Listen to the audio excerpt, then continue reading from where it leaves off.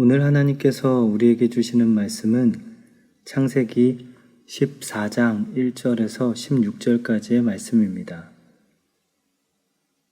제가 가진 성경으로 구약 16면에 있습니다. 하나님의 말씀을 봉독하겠습니다. 당시에 시나랑 아므라벨과 벨라살 왕 아리옥과 엘람 왕 그돌라오멜과 고임 왕 디달이 소돔 왕 베라와 고모라 왕 비르사와 아드마 왕 시납과 스보임 왕 세메벨과 벨라 곧 소알 왕과 싸우니라. 이들이 다 시딤 골짜기 곧 지금의 여매에 모였더라. 이들이 12년 동안 그돌라오멜을 섬기다가 제13년에 배반한지라. 제14년에 그돌라오멜과 그와 함께한 왕들이 나와서 아스드롯 가르나임에서 르바 족속을, 함에서 수스 족속을, 샤웨 기랴다임에서 엠 족속을 치고 호리 족속을 그 산 세일에서 쳐서 광야 근방 엘바란까지 이르렀으며 그들이 돌이켜 엔 미스밧 곧 가데스에 이르러 아말렉 족속의 온 땅과 하사손 다말에 사는 아모리 족속을 친지라. 소돔 왕과 고모라 왕과 아드마 왕과 스보임 왕과 벨라 곧 소알 왕이 나와서 시딤 골짜기에서 그들과 전쟁을 하기 위하여 진을 쳤더니 엘람 왕 그돌라오멜과 고임 왕 디달과 시날 왕 아므라벨과 엘라살 왕 아리옥 네 왕이 곧 그 5 왕과 맞서니라. 시딤 골짜기에는 역청 구덩이가 많은지라. 소돔 왕과 고모라 왕이 달아날 때에 그들이 거기 빠지고 그 나머지는 산으로 도망하매 네 왕이 소돔과 고모라의 모든 재물과 양식을 빼앗아 가고 소돔에 거주하는 아브라함의 조카 롯도 사로잡고 그 재물까지 노략하여 갔더라. 도망하던 자가 와서 히브리 사람 아브라함에게 알리니 그때 아브라함이 아모리 족속 마므레의 상수리 숲을 근처에 거주하였더라. 마므레는 에스골의 형제요 또 아넬의 형제라. 이들은 아브람과 동맹한 사람들이더라. 아브람이 그의 조카가 사로잡혔음을 듣고 집에서 길리고 훈련된 자 318명을 거느리고 단까지 쫓아가서 그와 그의 가신들이 나뉘어 밤에 그들을 쳐부수고 다메섹 왼편 호바까지 쫓아가 모든 빼앗겼던 재물과 자기의 조카 롯과 그의 재물과 또 부녀와 친척을 다 찾아왔더라. 아멘. 오늘 함께 나누게 될 말씀의 제목은 히브리 건너온 사람입니다. 유대인들의 지혜를 모아둔 탈무드에는 세상에서 강한 12가지의 것이 있다고 말합니다. 먼저는 돌이 강하다고 말합니다. 하지만 이 돌은 쇠에 깎이고 맙니다. 쇠가 강하다 생각했는데 쇠보다 강한 것이 있는데 바로 불입니다. 또 불은 물의 힘을 당할 수 없습니다. 하지만 이 막강한 물도 이길 수 있는 것이 있었습니다. 바로 구름입니다. 구름은 물을 흡수해버리기 때문입니다. 하지만 구름은 바람을 이기지 못합니다. 바람이 불면 구름은 흩어지거나 흔적도 없이 사라지기 때문입니다. 그렇다면 이 바람을 이길 수 있는 것은 무엇일까요? 바로 인간입니다. 아무리 바람이 강해도 인간만은 흩어지게도 없어지게도 하지 못합니다. 하지만 공포나 괴로움은 인간을 비참하게 만들고 깨뜨릴 정도로 강합니다. 사람들은 이 공포를 없애기 위해 더 강한 술을 찾기도 합니다. 하지만 술도 한숨의 잠 앞에서는 깨어버리게 됩니다. 그리고 이 잠도 꺾을 수 없는 것이 있습니다. 바로 죽음입니다. 죽음 앞에서는 모든 것이 힘을 잃습니다. 하지만 이 죽음도 이길 수 있는 한 가지가 남아 있습니다. 바로 사랑입니다. 죽음은 결코 사랑을 이길 수 없다고 탈무드는 기록합니다. 뉴스를 통해 중국에서 일어난 교통사고 영상을 보게 된 적이 있었습니다. 큰 SUV 차량이 뒤로 밀리며 뒤에 서 있던 엄마와 어린아이를 친 것입니다. 차에 치인 엄마와 아이는 난간 아래로 떨어졌고 심하게 다친 듯 보였습니다. 그런데 그때 차가 더 밀려 난간 아래로 곤두박질을 쳤습니다. 그 순간 다리가 부러진 엄마는 옆에 아이를 살리기 위해 2 팔로 몸을 끌며 아이를 끌어 안았습니다. 다행히 차량은 엄마의 뒤편으로 떨어졌고 엄마와 어린아이는 생명을 건질 수 있었습니다. 사랑은 죽음 앞에서도 물러섬이 없습니다. 사랑은 모든 것보다 강한 것 같습니다. 오늘 본문 속에도 한 사람을 향한 마음으로 달려갔던 사람을 만날 수 있습니다. 바로 아브라함입니다. 그 소유의 많음으로 아브라함의 가축을 돌보는 목자와 롯의 목자 사이에 다툼이 있었습니다. 아브라함은 롯과 함께 목초지를 나누어 지낼 것을 말하게 되었고 롯은 소돔을 선택하게 되었습니다.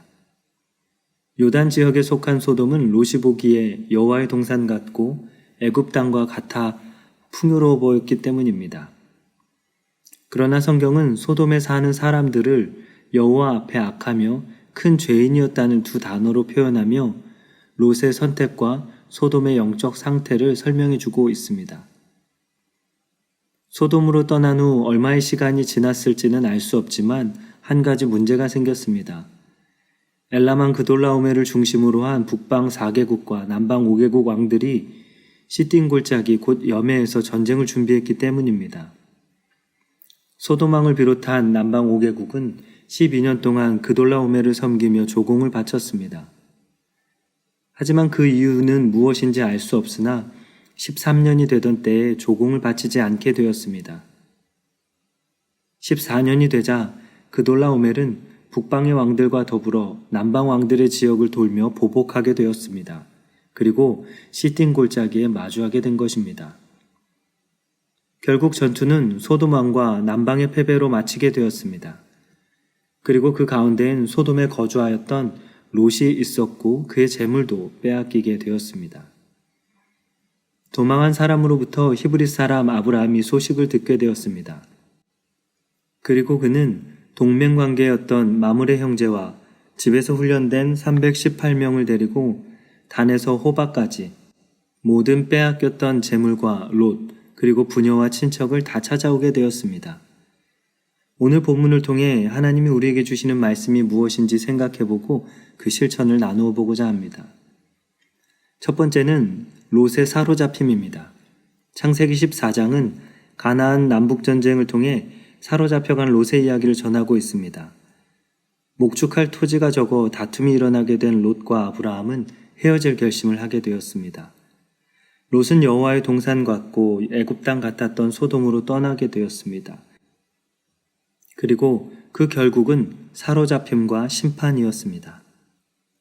소돔이 보여주었던 풍성한 목초지면 자신의 양떼를 먹이기에 충분하다 생각했습니다. 하지만 당시 소돔의 악과 죄는 13절의 기록과 같이 아주 심각했습니다. 그럼에도 롯은 현실적이고 눈에 보이는 가치를 따랐습니다. 시딤은 풀이 무성한 땅이란 뜻을 가지고 있습니다. 여러 도시가 시딤을 중심으로 형성될 정도로 그 이름의 뜻과 같이 목축에 적합한 땅이 많았습니다. 하지만 3절을 통해 알 수 있듯 지금의 염해란 표현은 이전과 달라진 시딤의 상황을 보게 합니다. 창세기가 모세에 의해 기록되었다고 본다면 이 본문을 읽는 독자들은 무엇을 생각하게 되었겠습니까? 시딤을 모르는 독자들에게 당시 익숙한 지명이었던 염해를 사용해 이해를 도왔을 것입니다. 또한 시딤의 이전 모습을 알고 있던 자들에게는 변화된 염해를 떠올리며 세상의 유한함과 하나님을 떠난 결과를 떠올릴 수 있게 했을 것입니다. 시편 84편 10절의 말씀입니다. 주의 궁정에서의 한 날이 다른 곳에서의 첫날보다 나은즉 악인의 장막에 사는 것보다 내 하나님의 성전 문지기로 있는 것이 좋사오니. 오늘을 사는 우리의 모습은 어떻습니까? 세상이 우리에게 보여주고 제시하는 것은 화려하나 영원하지 않은 것들입니다. 하나님을 떠난 모든 존재의 결과는 악이며 심판임을 기억하는 우리가 되어야 할 것입니다.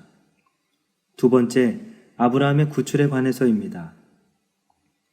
아브라함은 도망친 사람으로부터 롯이 사로잡혀 갔다는 소식을 듣게 되었습니다.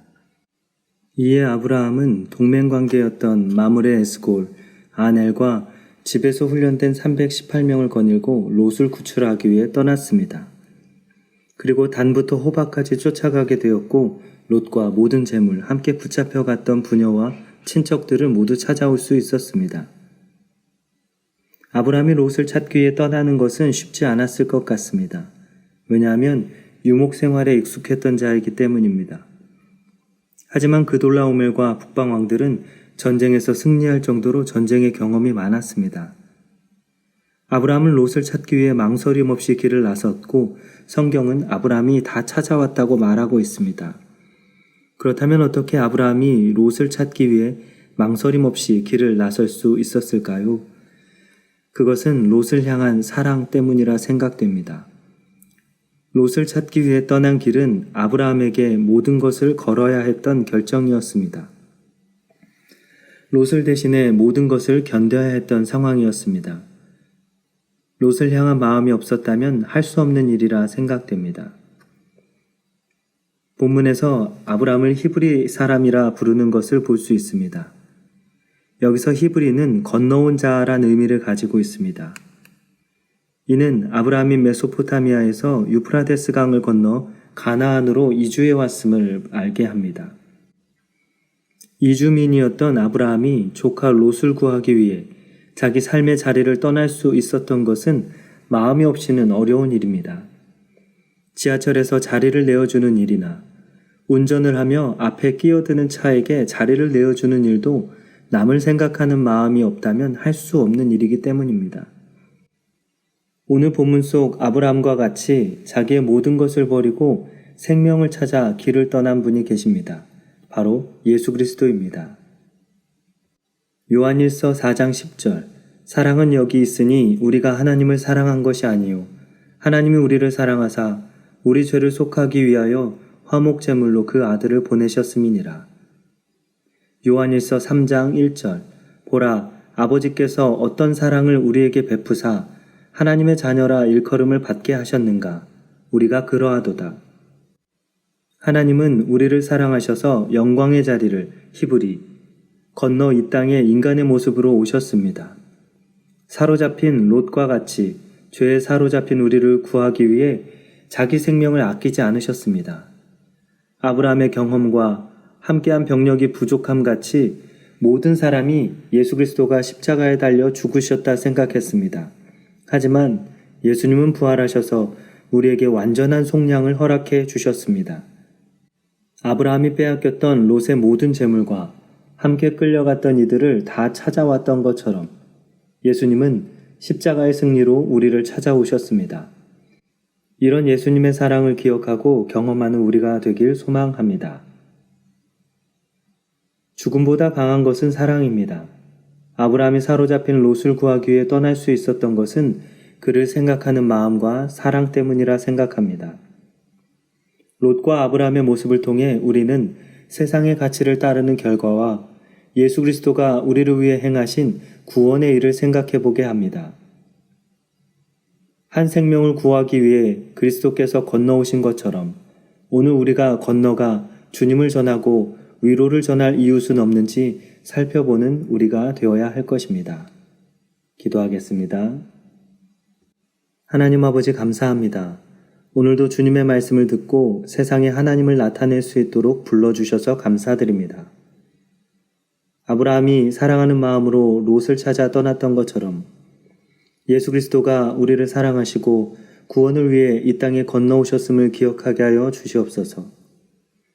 그 사랑과 구원에 매 순간 감사하게 하시며 눈에 보이는 세상의 기준을 따르지 않게 하여 주시옵소서. 더 벌기 위해 속이지 않게 하시고 더 얻기 위해 빼앗지 않게 하여 주시옵소서. 더 누리기 위해 남에게 해를 입히지 않게 하시고 오직 주님의 자녀됨을 기억하게 하여 주시옵소서. 주님의 사랑과 구원이 필요한 이들을 돌아보게 하시며 그들을 향해 건너가는 하루가 되게 하여 주시옵소서. 감사하며 예수님의 이름으로 기도합니다. 아멘.